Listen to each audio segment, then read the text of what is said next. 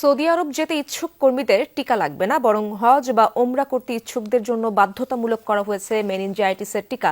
আজ এক বিজ্ঞপ্তিতে বিষয়টি স্পষ্ট করেছে সিভিল অ্যাভিয়েশন কর্তৃপক্ষ। এর আগে সৌদি আরব যেতে বাধ্যতামূলক করা মেনিনজাইটিস টিকা নির্দিষ্ট হাসপাতালগুলোয় না পেয়ে আন্দোলনের নামে সৌদি আরব গমনের শ্রমিকরা সকালে রাজধানীর স্কয়ার হাসপাতালের সামনে অবস্থান নেন তারা। পরে মিছিল নিয়ে প্রবাসী কল্যাণ ভবনের সামনে বিক্ষোভের মাধ্যমে সরকারের হস্তক্ষেপ চান তারা।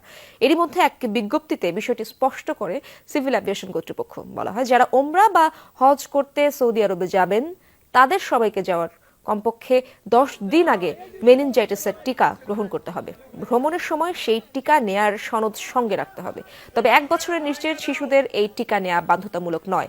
কেউ যদি গত 3 বছরের মধ্যে টিকা নিয়ে থাকেন তাহলে সৌদি আরবে প্রবেশে তাকে নতুন করে আর টিকা দিতে হবে না।